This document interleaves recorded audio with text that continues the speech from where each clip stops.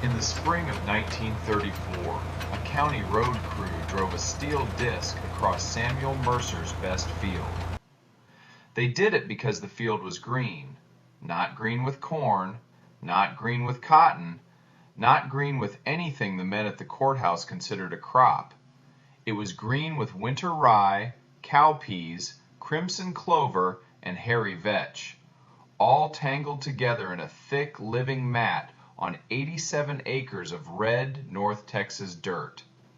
The men called it neglect, called it unproductive cover likely to harbor pests.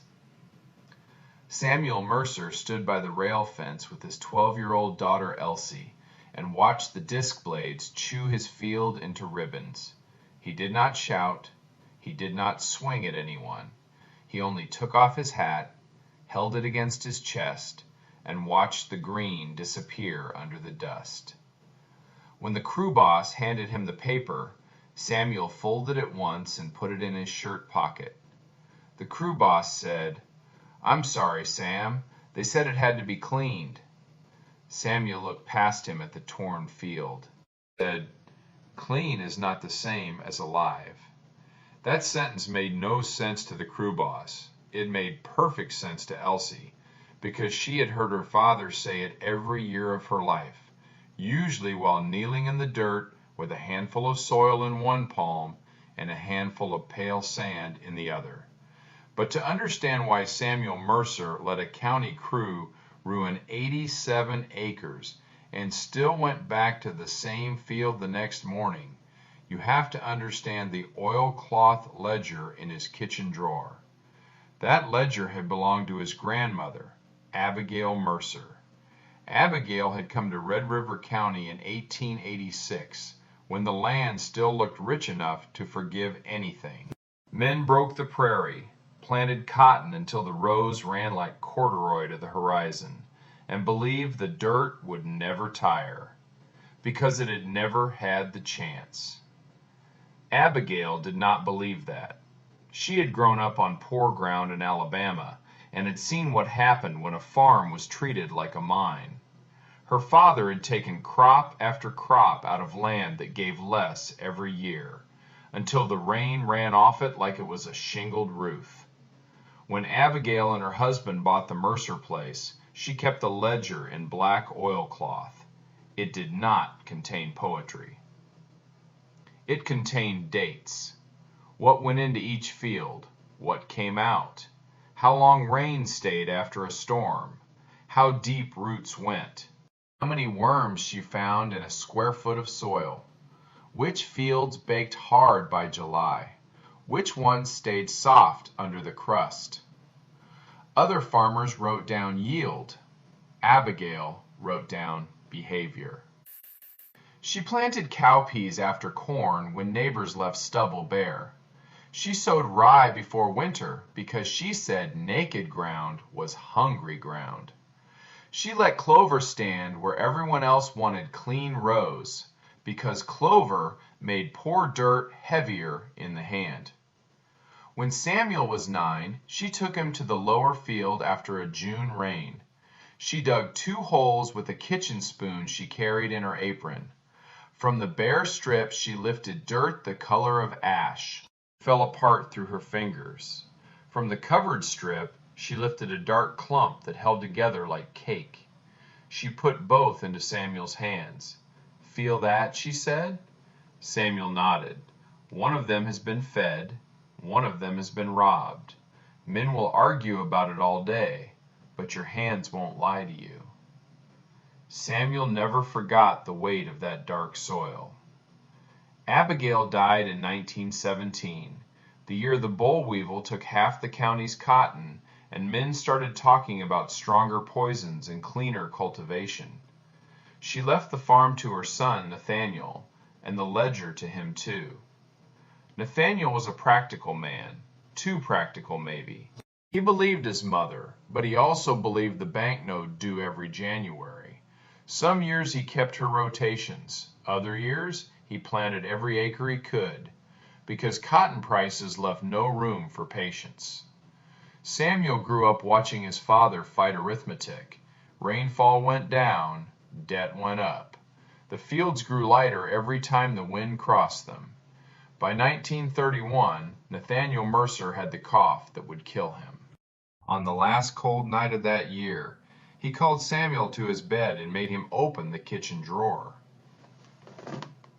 The black ledger was there, wrapped in flour sacking. Nathaniel put it in Samuel's hands. "Your grandmother was right," he whispered. "I knew it, but I was scared of being slow. Don't be scared of slow, Sam. Slow is how ground heals." Samuel promised. He was 23 years old and already carrying more debt than a young man should know how to read. He made the promise anyway. For 2 years he followed Abigail's notes as closely as money allowed. He put cotton on the upper acres to satisfy the bank. On the lower field, the curve toward the dry creek bed, he planted cover: rye in the cold months, cowpeas when the heat came, clover where the soil was thin, vetch in the strips that had gone hard as brick. Neighbors called it the quilt. Not kindly. Noah Pell, who owned 4 times Samuel's acreage and a new tractor with red paint still bright on the hood, liked to say Samuel was farming for rabbits. At the feed store, he told men the Mercer boy was turning good cotton land into a churchyard. Samuel heard him once while buying nails. He paid for the nails. He went home. He counted worms in a sample hole until dark. That was the thing people mistook for stubbornness. Samuel was not ignoring them because he thought he was better than they were. He was ignoring them because Abigail's ledger had 45 years of evidence in it, and the feed store had jokes. By the winter of 1933, the jokes had reached the courthouse. The county agricultural committee had been pushing clean cultivation after a bad pest year. Bear Rose looked orderly. Bear Rose looked obedient. Bear Rose made officials feel as if something was being controlled. Samuel's lower field looked like disobedience. In April of 1934, he received the notice: 10 days to clear unproductive cover from planted acreage. The words seemed written for men who had never held 2 kinds of dirt in their hands. Samuel read the notice at the kitchen table. Elsie watched his face while the lamp smoked above them. "Are you going to fight it?" she asked. Samuel folded the paper. "No," he said. "I'm going to keep records." 10 days later, the steel disc came. The blades cut rye, cowpeas, clover, and vetch into the top few inches of soil. The county men believed they were destroying waste. Samuel watched them accidentally feed the field. That was the first thing they did not understand. The second thing they did not understand was that the weather was about to become the only judge that mattered. May came hot. June came hotter. By the second week of July, Red River County looked as if someone had set a stove under it and forgotten to turn the fire down. Cotton leaves curled like burned paper. Corn blades folded in on themselves. Hoof prints hardened in barn lots and stayed there for weeks. The wind had no drama in it. It did not arrive with thunder. It simply moved all day, carrying the top of one man's field into another man's ditch. Noah Pell's clean rows looked perfect from the road until the first gust lifted them. Then the field rose in a brown sheet. Samuel's upper acres suffered with everyone else's in production because the bank required proof. They yellowed early and gave him a crop too thin to brag about. But the lower field behaved differently. The disked cover had gone into the soil in April. By July, it had softened the surface. The residue shaded the ground.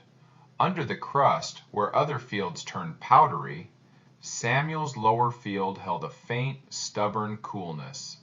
Not enough to feel like luck, enough to feel like a door not fully closed.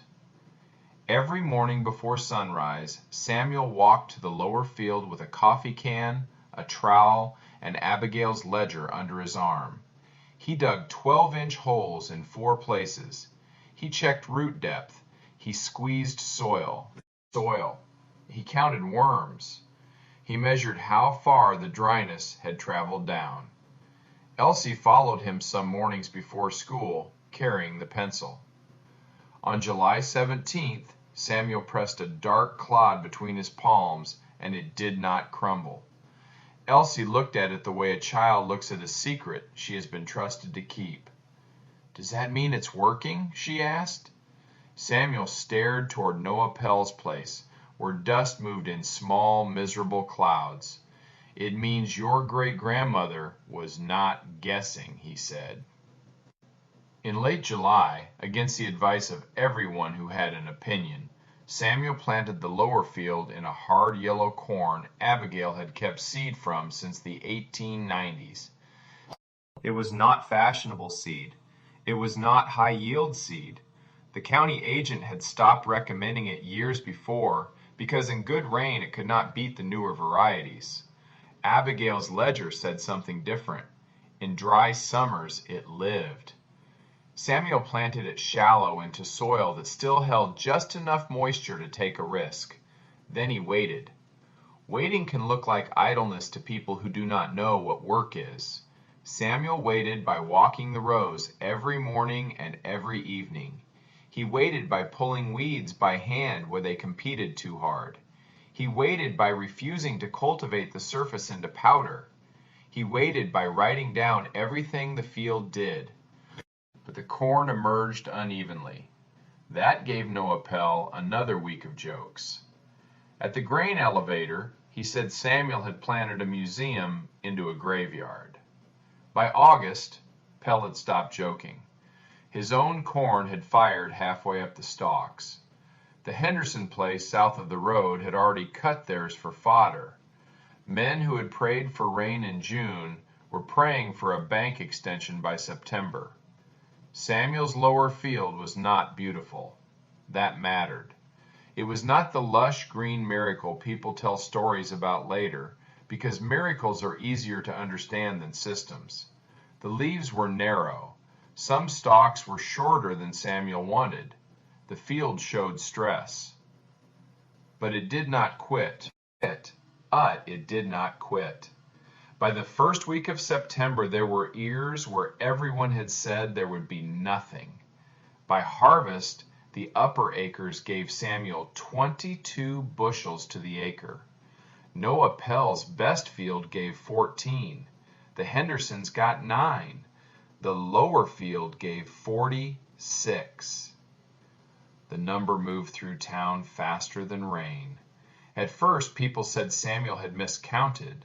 Then they said the creek bed must have hidden water under the field. Then they said old seed sometimes surprised you.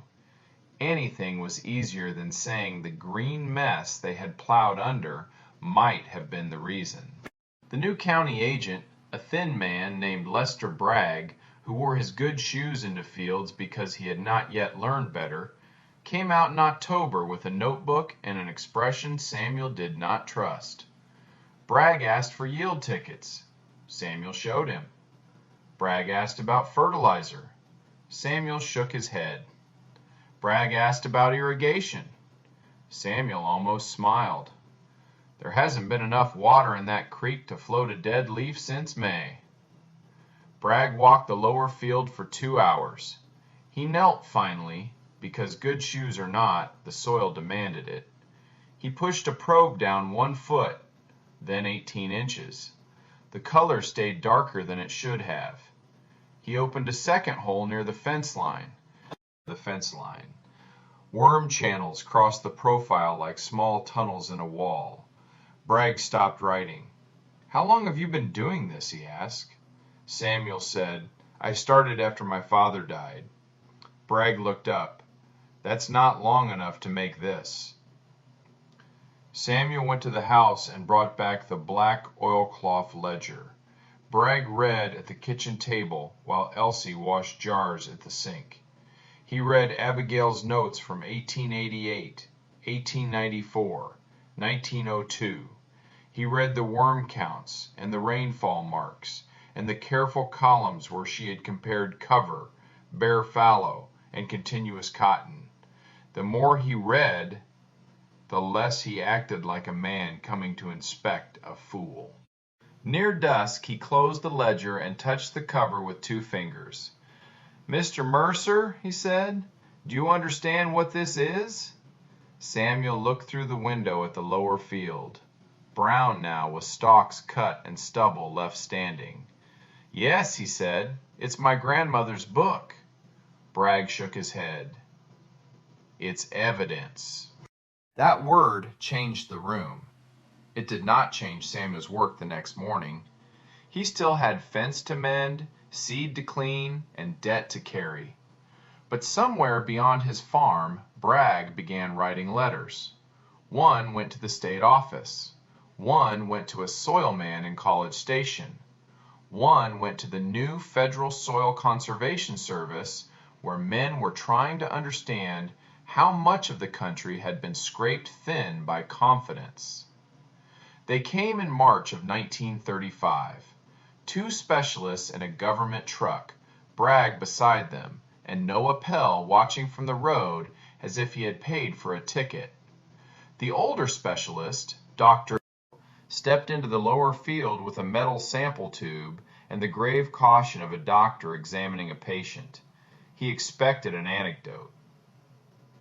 He found a profile. At 6 inches, the soil was dark and granular. At 12, it still held structure. At 18, there were root channels left from seasons no one in the county remembered, but the ledger did. Harrow rolled a clump between his fingers. "This land should not be holding moisture like this," he said. Samuel did not answer. Men who only believe a thing after they discover it themselves do not need help arriving. The government men marked plots across Samuel's lower field. They set comparison strips on neighboring land. They asked for copies of Abigail's records. They weighed residue. They counted worms. They sent soil samples away in cloth bags. By midsummer, the Mercer farm had become a demonstration site. That sounded grander than it looked. It looked like stakes with tags. It looked like men in rolled sleeves arguing over sample jars. It looked like Elsie learning to label envelopes in a handwriting neater than her father's. It looked like Samuel doing the same work he had always done, while strangers tried to make it official. The cost share payment came in August. It was not a fortune. It was enough to buy seed without begging the bank for another line of credit. Enough to replace the mule harness that had been stitched too many times. Enough for Samuel to sleep 1 full night without calculating interest in the dark. Noah Pell came by the week after the check arrived. He stood at the fence with his hat in his hands. That alone told Samuel something had changed. Pell did not apologize. Men like Pell often think needing help is punishment enough. He looked at the lower field and said, "Bragg says you might show me how you laid that rotation." Samuel leaned on the fence. For a moment, Elsie thought he might say no. He had every right to say no. He had heard the jokes. He had watched the county disc bite into his field. He carried the quiet weight of being treated as simple by men who knew less than his grandmother had written before they were born. But Samuel only opened the gate. "Bring a notebook," he said. By 1936, the demonstration had spread to 12 farms. Some men did it because they believed Samuel. Most did it because drought had made belief cheaper than pride. Fields that had been kept clean for decades were planted now in strips of rye, clover, cowpeas, and vetch. Some failed, some improved slowly. Soil that had been robbed for years does not forgive in one season. That was another thing the county had trouble hearing. The method was not a trick. It was a repayment plan. In the fall of 1936, the Agricultural Committee that had ordered Samuel's field cleared passed a new guidance note encouraging winter cover on vulnerable acreage. They did not mention the disc. They did not mention the notice. They did not mention that their idea of clean had nearly cost a man the very system that saved him. But Lester Bragg mailed Samuel a copy anyway. Samuel read it once, folded it, and put it in the kitchen drawer under Abigail's ledger.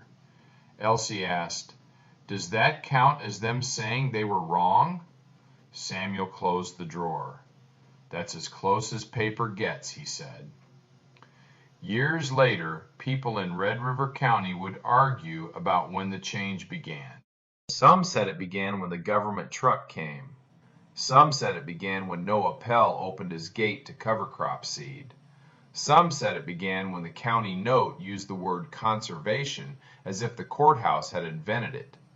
Elsie Mercer always said it began earlier. It began with Abigail kneeling in a field in 1888, counting worms while men laughed from the road. It began with a ledger wrapped in flour sacking. It began with a dying father telling his son not to be afraid of slow. It began with a young farmer watching his best field get torn open and understanding that the men destroying it still had not taken the most important part. They had not taken the life in the soil. Elsie left for college in 1942 and came back with a degree in agronomy, a husband who knew better than to correct her in a field, and a fierce belief that her great-grandmother's ledger belonged in more than one kitchen drawer. In the 1950s, she published Abigail Mercer's records in a regional soil journal. Researchers called the Mercer farm one of the oldest continuous cover crop rotations documented in that part of Texas. Samuel did not care much for that sentence. He liked the word continuous. He liked the word documented. He thought oldest sounded like a museum label, and the lower field was not a museum. It was working land. Working land. It had fed 3 generations and was now teaching a 4th. Samuel Mercer lived long enough to see his granddaughter count worms in the same field where county blades had cut down the green cover in 1934. He was an old man then, bent at the shoulder, walking with one hand on a cedar cane. Elsie tried to carry the soil bucket for him, but he would not let her. At the lower fence, he watched the child kneel with a trowel and call out the count. 21 worms in the first square, 19 in the second, 24 near the old creek line. Samuel smiled only at the corner of his mouth. The child held up a dark handful of soil. "It stays together," she said. Samuel nodded. "That's because it has been fed." He died the next spring before sunrise, in the same house where he had read Abigail's ledger under bad lamplight and made a promise to a dying man. After the funeral, people talked about the drought yield. They talked about the federal men and the demonstration stakes and the day Noah Pell stood at the fence with his hat in his hands. But the people who understood the story talked about the field. The lower field is still there, not because one man beat the county, not because one dry summer turned him into a legend, not because a government report finally learned a thing a farm woman had written down with a pencil 40 years earlier. The field is still there because someone kept feeding it when feeding it looked like waste, because someone trusted slow work in a county addicted to clean rows, because someone understood that dirt is not dead material waiting to be spent. It is a living account. Every season makes a deposit or a withdrawal, and long after the jokes are gone, long after the notices yellow in drawers, long after the men with official papers forget what they were so certain about, the account remains. You can still press that soil between your palms and feel what Samuel felt as a boy. The weight, the darkness, the quiet structure of a thing cared for longer than anyone cared who was right. The county once tried to clean that field, but the field was never dirty, it was alive.